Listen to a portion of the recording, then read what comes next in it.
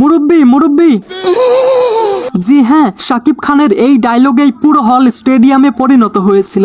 বলেন কি? ঠিকই বলেছি খালাম্মা। তো দেখে আসলাম এবার ঈদের মোস্ট কন্ট্রোভার্সিয়াল সিনেমা তাণ্ডব। কেমন ছিল শাকিব খানের তাণ্ডব? এটা কি তুফান এবং বরবাদকে ছাড়িয়ে যেতে পারলো? আর পাশাপাশি তাণ্ডবের গল্প কেমন ছিল এবং এটার দুর্বল পয়েন্ট নিয়েও আজকের এই ভিডিওতে ডিটেলসে আলোচনা করব। So without wasting any more time তাণ্ডব শুরু করা যাক। কিন্তু ভিডিওটা শুরু করার আগে চ্যানেলটা সাবস্ক্রাইব করুন। আরে বাহ, আপনাকে থ্যাংক ইউ।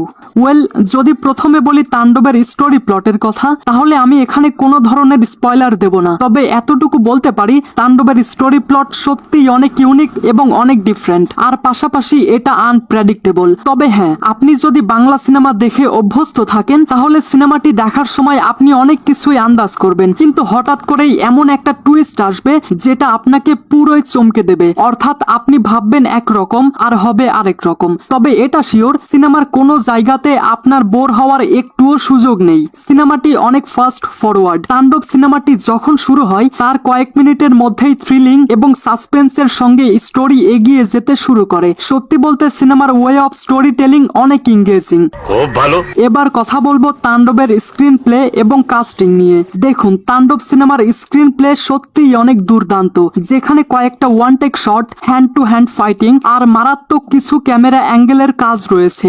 আর একটু আগে যেমনটা আমি বললাম যে সিনেমার কয়েক মিনিটের মধ্যেই থ্রিলার এবং সাসপেন্সের সঙ্গে স্টোরি এগিয়ে যেতে শুরু করে, এবং এই সাসপেন্স শুরু হওয়ার কয়েক মিনিটের মধ্যেই শাকিব খান সবার সামনে আসে। আর শাকিব খান তার ফেস রিভিল করার আগে যেই একটা বাটারফ্লাই ডান্স করে রে ভাই, সেই সময়টাতে সিনেমা হল স্টেডিয়ামে পরিণত হয়েছিল।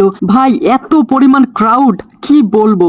আপনি কি বলছেন? সত্যি বলতে এই বাটারফ্লাই ডান্স ট্রেইলারে 10 ভাগের 2 ভাগ দেখিয়েছে, আর বাকি 8 ভাগ রাইহান রাফি অনেক চালাকির সঙ্গে রেখে দিয়েছিল। তো যাই হোক, আর যদি কাস্টিং এর কথা বলা হয়, তাহলে এখানে অধিকাংশ নাটকের অভিনেতাদের কাস্ট করা হয়েছে। পাশাপাশি তুফান সিনেমার অনেক ক্যারেক্টার এখানে রয়েছে। তবে কাস্টিং মোটামুটি ভালোই ছিল এবং প্রত্যেকে নিজের সেরাটা দিয়ে কাজ করেছে। আচ্ছা, যেহেতু কাস্টিং এর কথা বললাম, তাহলে সাবিলা নূর এবং জয়া ম্যাডামের কথা বলি। বলো বাবাজি। প্রথমে যদি বলি সাবিলা নূরের পারফরমেন্স নিয়ে, তাহলে বলবো এটা ঠিকঠাক। এমন না যে অনেক বেশি ভালো, আবার এমন না যে অনেক খারাপ। সাবিলা তার সর্বোচ্চ দিয়ে চেষ্টা করেছে, কিন্তু সাকিবের সঙ্গে তাকে স্ক্রিনে তেমন একটা ভালো লাগছিল না। এমন একটা ভাইব আসছিল যে কিছু একটা মিসিং। তবে বড় পর্দায় তার এই কাজটা অনেক প্রশংসিত হবে। এটার একমাত্র কারণ তার পারফরমেন্স। আর এদিকে জয়া আহসান তাণ্ডবের একটা গুরুত্বপূর্ণ ক্যারেক্টার। বলা চলে ওয়ে অফ স্টোরি টেলিং এর মাধ্যম হচ্ছে জয়া আহসান। আমি বেশি বলতে পারছি না,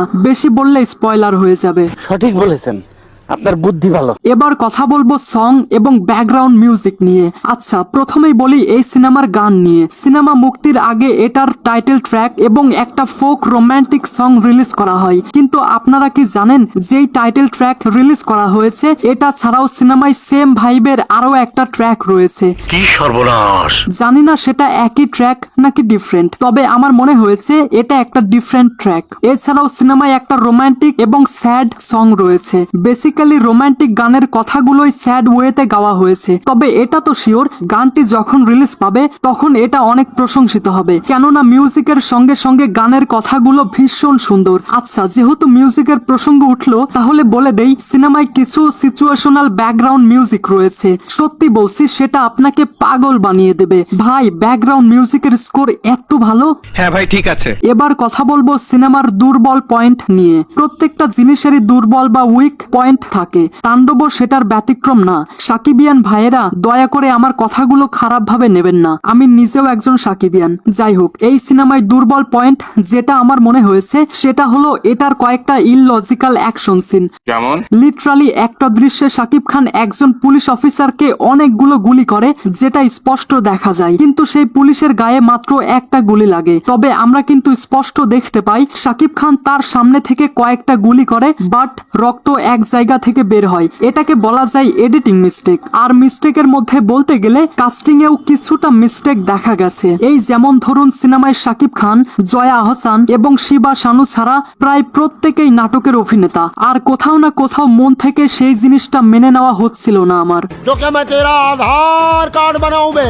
এবার কথা বলবো ক্যামিও নিয়ে। ইতিমধ্যে আপনারা সবাই জানেন সিনেমায় কার কার ক্যামিও থাকবে, কিন্তু আপনারা এটা জানেন না যে সেই সব ক্যামিও কিভাবে আমাদের সামনে উপস্থাপন করা হবে। সিনেমার ইন্টারভেলের পর প্রথম ক্যামিও আসে, সেই ক্যামিও তো আপনাদেরকে চমকে দেবেই, তার পাশাপাশি তার ডেডলি লুক। বিশ্বাস করেন, সে যখন এন্ট্রি নেয় সিনেমা হলে সবাই সিটি মারছিল। আর মূলত সেই ক্যামিও সিনেমার স্টোরি প্লটে এমন একটা ইম্প্যাক্ট ফেলে যার ফলে কোথাও না কোথাও এই তাণ্ডবের শুরু। আর সিনেমার পোস্ট ক্রেডিট সিনে বলতে পারেন রোলেক্সের এন্ট্রি হয়। সত্যি বলছি, সেই ক্যামিওটা রোলেক্সের ভাইব দিচ্ছিল। আর বিক্রম সিনেমায় রোলেক্স যতটা ইম্প্যাক্ট ফেলেছিল সেই রকম একটি ইম্প্যাক্ট বাংলা সিনেমায় পড়তে চলেছে। আপনাদেরকে অল্প একটু স্পয়লার দেই। সিনেমার এন্ডিং এ ধামাকাদার সাসপেন্সের সঙ্গে সঙ্গে শাকিব খান যখন তার মিডল ফিঙ্গার তুলে ধরে তখন সিনেমা হলে তাণ্ডব শুরু হয়ে গিয়েছিল। তবে এটা মানতেই হবে, রায়হান রাফি এই দুইটা ক্যামিও এমন ভাবে স্ট্যাবলিশ ওয়েতে উপস্থাপন করেছে সেটা দুর্দান্ত। তাও সত্য। এবার আসি শাকিব খানের পারফরমেন্সের কাছে। শাকিব খান 2023 সালের প্রিয়তমা থেকে নিজেকে ভাঙার যেই ওয়েতে এগিয়ে চলেছেন, এখানেও সেটা অব্যাহত। এই সিনেমায় শাকিব খানের পারফরমেন্স দেখে আপনি লিটারালি স্তব্ধ হয়ে যাবেন। আপনারা হয়তো ভেবেছিলেন তুফান এবং বরবাদের পর শাকিব খান আর কেমন পারফর্ম করবে, কিন্তু তাণ্ডবে তার পারফরমেন্স আপনাকে তো মুগ্ধ করবেই, সঙ্গে আপনাকে এটা ভাবাতে বাধ্য করবে যে এটা কি সেই শাকিব খান যাকে আমরা এতদিন ধরে দেখে আসছি। বিশেষ করে বলতে হয় শাকিব খানের ভোকালের কথা। তাণ্ডবে শাকিব খান তার ভোকালের উপর কেমন কাজ করেছে সেটা আপনি ধারণাও করতে পারবেন না। শাকিব খানের অ্যাকসেন্টের সঙ্গে সঙ্গে ভোকাল সত্যিই কি ডেডলি লাগছিল। हाय ये तो लेटेस्ट न्यूज़ है। ওভারঅল তাণ্ডব এবার ঈদের সেরা সিনেমা। তবে এখন এই সিনেমাটি দেখার পর অনেকেই বলবে তাণ্ডব বরবাদকে ছাড়িয়ে যেতে পারেনি। তো চাচা, তাদের উদ্দেশ্যে বলি, বরবাদ ছিল টোটালি ব্রুটাল এবং ভায়োলেন্স সিনেমা, আর এদিকে তাণ্ডব একটি পলিটিক্যাল অ্যাকশন থ্রিলার সিনেমা। তাই এখানে বরবাদের সঙ্গে কম্পেয়ার করা আসলেই বোকামি। আর কিছু? তো গাইস, আপনাদের মধ্যে কে কে তাণ্ডব সিনেমাটি দেখেছে কমেন্টে জানিয়ে যাবেন। ঠিক আছে। So I hope you like this video. If you like this video, then subscribe to my channel and press the bell icon.